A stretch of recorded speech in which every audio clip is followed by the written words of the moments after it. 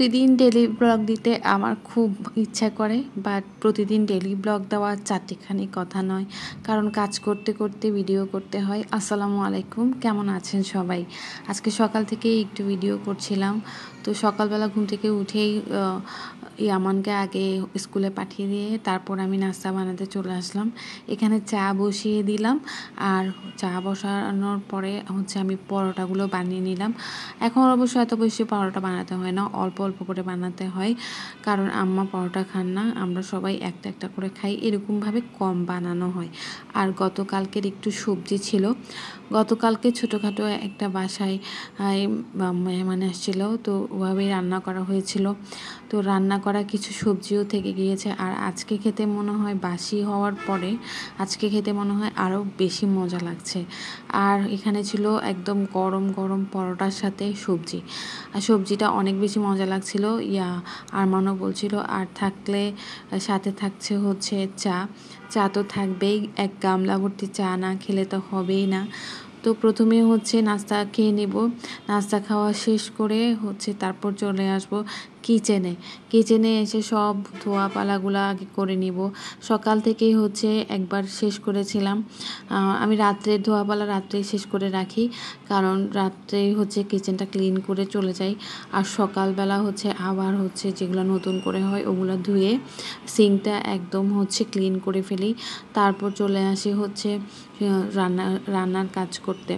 আর রান্নার কাজে সবচেয়ে বড় বেশি প্যারা লাগে যে কি রান্না করব, কিসের সাথে কি রান্না করব, এটাই যেন মুশকিলের একটা বড় ধরনের প্রশ্ন আর কি। এরই মধ্যে আরমান চলে আসছে, তো এখানে কি রান্না করব চিন্তা করতেছি, কারণ গতকাল রাতের অনেক কিছুই থেকে গিয়েছে।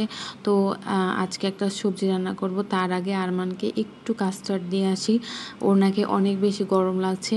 আর গতকালকের একটু কাস্টার্ডও ছিল, বলতে গেলে আজকে পুরোটা দিনই চলে যাবে গতকালকের এর সব রান্নাবান্না দিয়ে। এই যেমন ধরেন এই যে মুরগি আছে, ডাল রান্না করা আছে, আমি শুধু একটা সবজি রান্না করব, এই মিক্স সবজিটাই রান্না করব, আর ভাত বসিয়ে দিয়েছি। তো আমাদের মাঝে মাঝে এরকম হয় যে আজকে অনেক বেশি মেহমান আসছে পরের দিন, আর তেমন একটা রান্না বান্না করতে হয় না আর কি।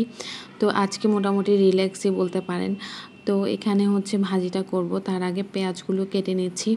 তো পেঁয়াজ কাটা থাকলে আমার মনে হয় যে অনেক বড় একটা কাজ করা থাকে। তো আমি টুকটাক অল্প স্বল্প পেঁয়াজ কেটে রেডি করে রাখি আর কি, চামড়াটা ছুলে পেঁয়াজ কেটে রাখি, যখন যতটুকু ইচ্ছা ব্যবহার করি। তা আমি এখানে ভালোই সরিষার তেল দিব, কারণ একদম পানি ছাড়া, এই কারণ সবজি থেকে তো এমনিতেও পানি বের হয়।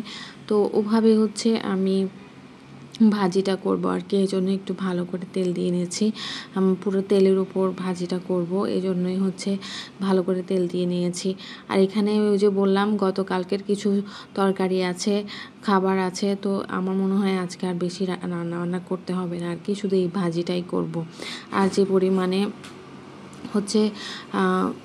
তরকারি আছে আর রান্নাবান্না না করলেও চলবে। তো যেটাই হোক, পেঁয়াজটা যখন নরম হয়ে আসছে, তখন আমি আদা রসুনের সাথে হলুদ, ধনিয়া, তারপর একটু মাংসের মশলা দিয়েছি। তারপর যখন মশলা কষানো হয়েছে, ভাজিটা এভাবে ঢেলে দিলাম। আর টমেটো আর কাঁচামরিচ আমি একসাথে দিয়ে দিয়েছি, আর ভালো করে নেড়ে একদম ঢাকনা দিয়ে দিব আর কি। এটা হওয়া পর্যন্ত আর বাসায় যে টুকটাক কাজগুলো আছে ওগুলাই করে নিব। এর মাঝখানে আমার ফ্রিজে চোখে পড়লো যে কিছু আমড়া ছিল, আমড়াগুলো ইয়ামান আর আম্মাকে কেটে দিলে ওরা খুব মজা করে খেয়ে ফেলবে।